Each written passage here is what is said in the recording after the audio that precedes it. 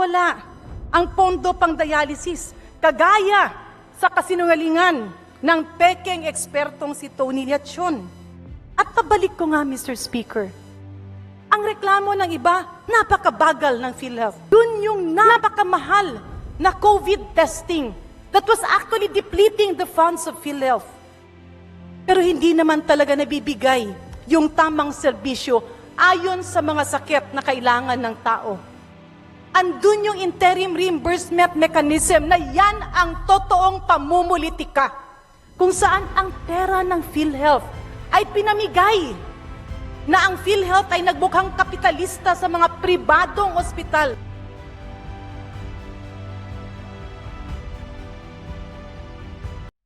Bakit nga ba nagkasiro ang budget ng PhilHealth? Dahil ang pera ng PhilHealth, kapag yan ay binayad na as premium, yan ay pera na ng mga miyembro para kung ikaw ay magkasakit. Hindi yan pwedeng ipautang, hindi yan pwedeng gawing pangkapital, hindi kapitalista ang PhilHealth, kundi ito ay government insurance. Mr. Speaker, distinguished colleagues, kahapon po lamang ay tumayo ako para isigaw ang totoong boses ng mamamayan, ang pagsugpo sa mga pekeng medical information. And I was referring to the lambasting of our colleague and those who are just helping the local government units on their medical facilities being accredited by PhilHealth via access to DBP funds. Ang pinupuntirya ko po ay hindi yung mga sumakay na lamang at nalinlang dun sa mga pekeng balita, kundi ang pinagmulan ng pekeng interpretasyon, pekeng advokasya, at peke na pagiging eksperto. At ngayon naman, Mr. Speaker, distinguished colleagues, I am again standing up.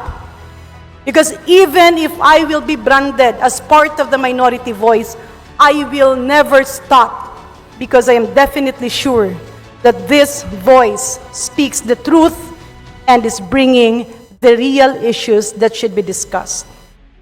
Mr. Speaker, distinguished colleagues, kamakailan lang ay niyanig ang buong Pilipinas nang sabihing zero budget ang PhilHealth. Naglipa na ulit, lalong-lalo na itong palaging nasa media na nagclaim na eksperto siya at siya'y advocate ng public health at kung ano-ano ang mga pinagsasabi. Let me quote the message that has been circulating not only in our country, but worldwide, Mr. Speaker. And I am referring to the open letter of Tony Liachon addressed to the President, but is actually being sent all over medical societies and other stakeholders. Let me focus, Mr. Speaker, on his statement, which actually says and implies that health is not a priority of this administration and that health is not a priority of President Bongbong Marcos. This is a big lie. Malaking kasinungalingan para lang ulit mapunta sa headlines, para lang ulit makakuha ng airtime. I am not saying this, Mr. Speaker, because I'm a member of Congress, but I am standing up. Kasi ilang beses na binibiktima ang kalusugan, pinupolitika ang kalusugan dahil may mga taong gustong nagkakagulo-gulo tayo at ang sanhi niyan ay ang perpetrators of fake medical information. He cited 3 situations. And to quote, Mr. President, imagine the faces of those you serve. A mother cradling her child in the corridors of an overcrowded hospital, unable to afford even the most basic medication. A farmer in the provinces walking miles to a rural health center, only to be told there are no funds for dialysis sessions. An elderly man who contributed to PhilHealth all his life, now begging for help as mounting hospital bills eat away his family's savings. And he further mentioned, these are not just statistics, these are real people. And the government is being poised to deprioritize healthcare in favor of programmed appropriations and the ayuda para sa kapos ang kita. program. He further mentioned, when the government allocated zero subsidy for healthcare in 2025, and this is addressed to the President, Liachon mentioned, you placed millions of Filipinos at risk, especially the poorest and the most vulnerable. When the cries for support from those who depend on universal healthcare law were met with silence, you betrayed the promise of a healthcare system that is meant to be universal, accessible, and equitable. He further mentioned that this is not about politics anymore, Mr. President, but this is about lives and Filipino lives. Mr. Speaker, distinguished colleagues, unahin ko itong mga pinagsasabi niya. Totoo yung sitwasyon na meron tayong mga taong nagkakasakit at nangangailangan ng tulong. Totoo rin na meron tayong universal healthcare law na hindi epektibo dahil ipinasa siya para magmukhang mabuti at para sa Pilipino, pero ang katotohanan is it is mere lip service. Again, because of killer provisions. Kasalanan ba ng administrasyon ngayon nang ipinasa na universal healthcare law nung nakarang administrasyon ay hindi epektibo? Kasalanan ba ng administrasyon ngayon na yung mga nangyari sa PhilHealth nung nakaraang administrasyon ay nababoy ang PhilHealth? Is it the fault of the current administration that we are trying to correct things and abuses in the health sector? Mr. Speaker, distinguished colleagues, we should never shut our mouth if there is somebody sowing intrigues and misinformation among the general public. Ang sabi nga ng World Health Organization, it's time to flatten the curve of infodemics. At ulitin ko ang sinabi ko kahapon. Ano po ba ang infodemics? Ito ay dinagdagan o binawasan na totoong impormasyon para magmukhang totoo, pero peke, Mr. Speaker. I do not blame the people who reacted, the people who took on the debate on various platforms, the people who were bleeding and crying and very much anxious, thinking that what Liachon is saying is the truth. But the reality is, Mr. Speaker, distinguished colleagues, pinaglalaruan lang ang mga Pilipino ni Tony Liachon dahil karamihan ng kanyang sinasabi ay twisted information. Bakit nga ba nagkasiro ang budget ng PhilHealth? Mr. Speaker, I was a former chairman of the board of PhilHealth. Yes, I was with PhilHealth for only over a year. But my eyes were open to many things happening inside that had to be corrected. Reforms were made. In fact, even in policies of PhilHealth, 8 major reforms were made, including to curb fraud and to make it responsive to our people. Pero ano ang nangyari? Nung pumasok ang nakarang administrasyon, binaliktad lahat ito. Noong 2017 at 2018, nagpakasaya ang iilang opisyal ng PhilHealth by distributing PhilHealth money and making this as excessive allowances. Andun yung isang PhilHealth president na nakatira sa hotel. Kaliwat kanan ang mga sumusobrang benepisyo, hindi para sa tao, hindi para sa miyembro, kundi para sa kanilang mga sarili. Andun yung napakamahal na COVID testing that was actually depleting the funds of PhilHealth. Pero hindi naman talaga nabibigay yung tamang serbisyo ayon sa mga sakit na kailangan ng tao. Andun yung interim reimbursement mechanism na yan ang totoong pamumulitika kung saan ang pera ng PhilHealth ay pinamigay na ang PhilHealth ay nagmukhang kapitalista sa mga pribadong ospital na hindi naman tumatanggap ng pasyente. At ano ang nangyari, Mr. Speaker? No accountability. Is IRM illegal? Definitely. Dahil ang pera ng PhilHealth, kapag yan ay binayad na as premium, yan ay pera na ng mga miyembro para kung ikaw ay magkasakit. Hindi yan pwedeng ipautang, hindi yan pwedeng gawing pangkapital, hindi kapitalista ang PhilHealth, kundi ito ay government insurance. Non-profit at that, Mr. Speaker. So bakit ngayon, habang inaayos natin ang puso ng kalusugan, which is actually the primary energy and adrenaline that makes healthcare sustainable.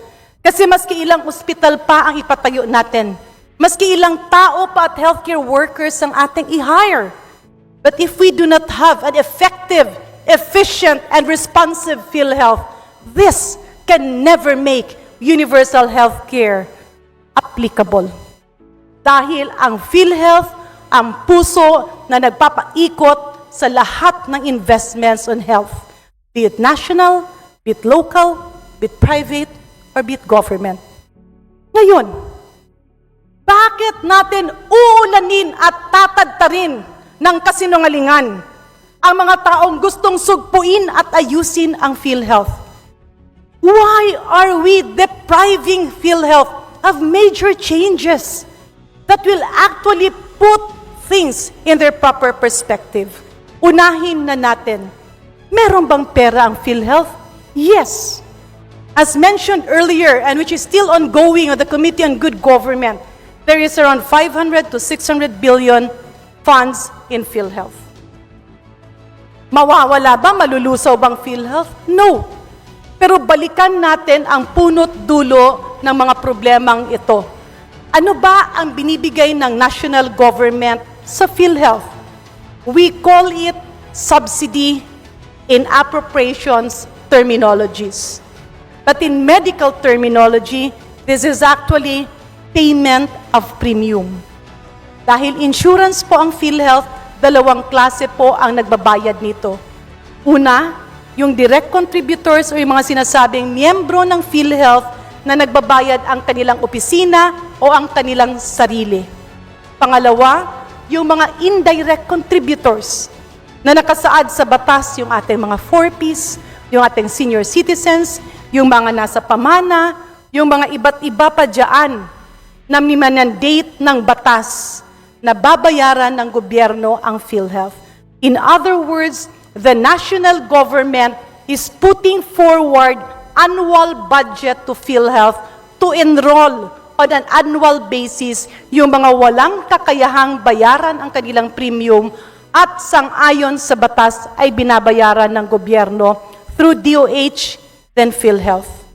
In other words, ang binibigay ng national government ay pambayad para sa enrollment ng ating mga indirect contributors. Bakit po naging zero? Dahil sang-ayon sa ating oversight hearings at ilang session ng Committee on Appropriations, nakitaan na yung ilang taon na binibigay na premium or subsidy ng national government para pambayad ay tama ang numero pero kulang ang tao. And I myself, Mr. Speaker, as a witness to how we overhauled PhilHealth, and I tell you, hindi siya ganun kamadali. We faced cases right and left. Pinara kami, inulan kami ng maraming lobbyist at mga nagpapanggap na kunyari ay advocates ng public health. Pero ang katotohanan, nung binibigay ng national government at ng Kongreso at Senado yung bayad para premium sa mga Pilipinong walang pambayad. Example na lang dito ay ang senior citizens. Nung binibigay ang pondo para sa 7.7 million senior citizens of the Philippines, yung aktual na tao na buhay ay nasa more or less 4 million lamang. Bakit? Nagkandara pa ang duplication or triplication of names. Ando doon yung napakagulong lista na yung isang pangalan ay 3 beses ini-enroll o minsan ay 2 beses. Ando doon din yung mga patay na in-enroll pa. Ando doon din yung bayad na ng kanilang kumpanya o ng kanilang sarili, siningil pa yung national government. In other words, Mr. Speaker, distinguished colleagues, this was fraud. panloloko, pandaraya na inaayos ng ating gobyerno. Bakit natin ito pipigilan? Why is Tony Liachon pretending to be a health advocate where in fact he seems to be tolerating corruption in PhilHealth? Bakit hindi siya tumayo at pinigilan yung excessive allowances ng mga executives? Bakit hindi siya nagrereklamo na nasa puro investment na lang yung nilalagay na pera? Because it will not land him in the headlines? This is not personal, Mr. Speaker. But let me call a spade a spade.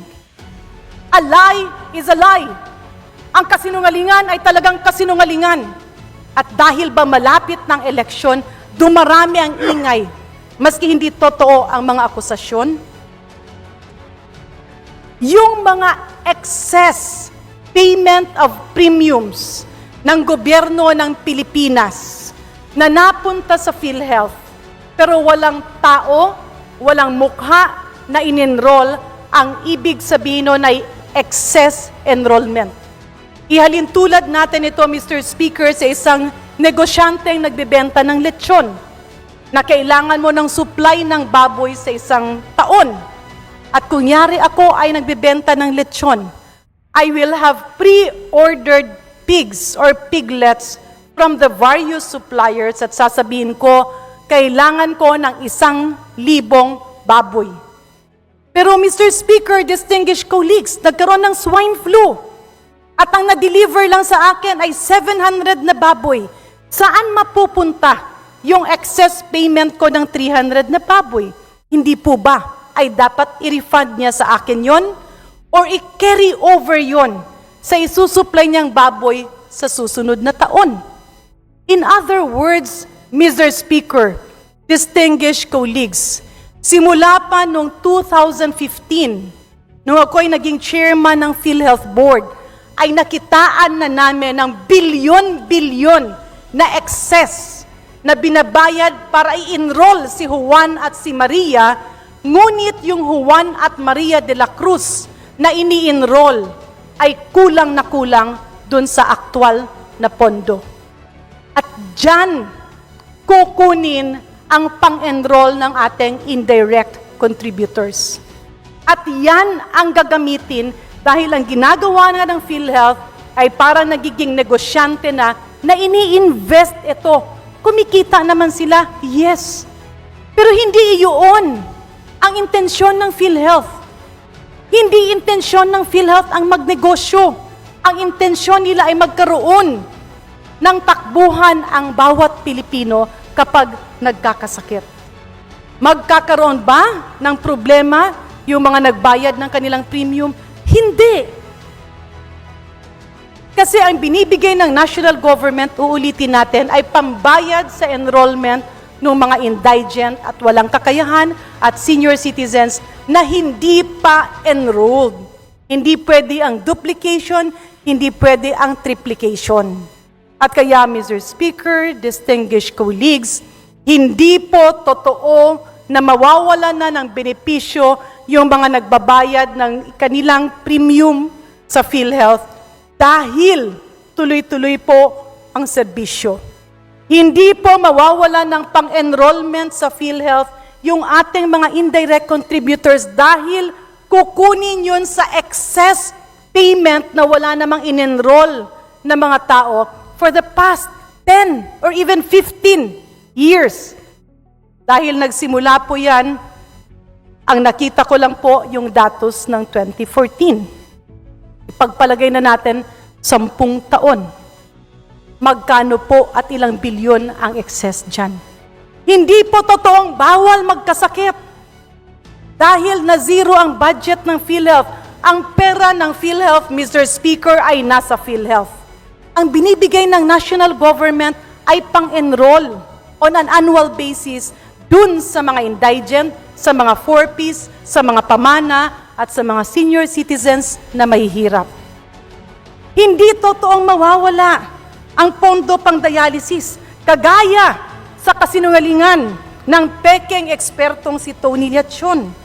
At pabalik ko nga, Mr. Speaker, ang reklamo ng iba, napakabagal ng PhilHealth. Napakahirap ng PhilHealth. Bakit ganito? Bakit ganun?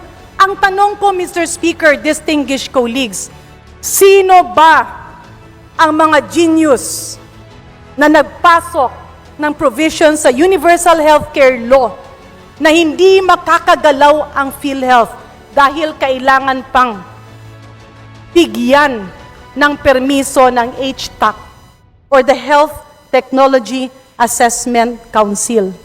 Tingnan po natin ang batas na ginawa noong nakaraang administrasyon. Ito ba ay totoong Universal Healthcare Law? Nakasaad din dun sa batas na lahat ng packages na gagawin ng PhilHealth ay kailangan ng permiso dun sa mga eksperto daw na nakakaintindi pero hindi naman gumagalaw. Sino ba ang naglagay ng provision na ang trabaho ng DOH ay gagawin ng PhilHealth? Sino ba ang naglagay ng provision sa Universal Healthcare Law na ang mga epidemiological numbers at datos ay dapat i-provide muna ng PhilHealth? Ito naman ay trabaho, supposedly ng DOH. Mr. Speaker, distinguished colleagues, the zero budget approved by the Bicameral Conference Committee is not because we do not advocate health for all. The zero budget is meant to realign the funds to make healthcare sustainable. Kasi kung meron tayong mga ospital pero hindi naman PhilHealth accredited, kung meron naman tayong mga ospital pero wala namang doktor kasi kulang ang pangsweldo, kung meron tayong mga ospital pero hindi naman ma-accredit kasi may mga kulang na kagamitan, wala pong kwentang mag-enroll ka ng mga tao sa PhilHealth if PhilHealth cannot accredit these facilities. In other words, Mr. Speaker, ang sabi dito, budgeting is a serious and sacred exercise where public funds must directly benefit the people. True. Funds from taxes and duties we pay and the debt incurred that we and the future generations would have to eventually pay. Yes, this is true, Mr. Speaker. And that is why Congress and Senate is doing its work. Hindi po pwedeng patulugin ang pera ng national government sa PhilHealth kung wala itong mga mukha na may papakita na kailangan i-enroll. Hindi pwedeng patulugin ang pera at kumita ng ilang interest sa bangko na mapupunta sa PhilHealth pang gastos sa kanilang dagdag na mga bonuses.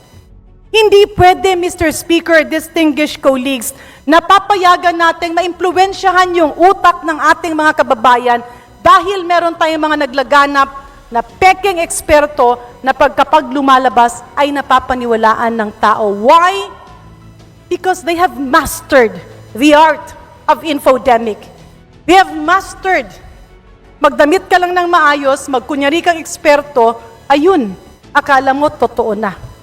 I am standing up, Mr. Speaker, distinguished colleagues, because health is the adrenaline of our life. It is the core of every movement of a community.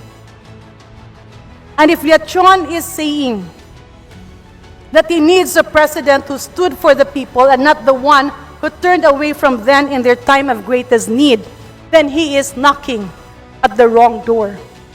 He is knocking at the wrong people because it takes extreme political will to reform PhilHealth. The syndicate that has been embedded in that institution is far from description, Mr. Speaker.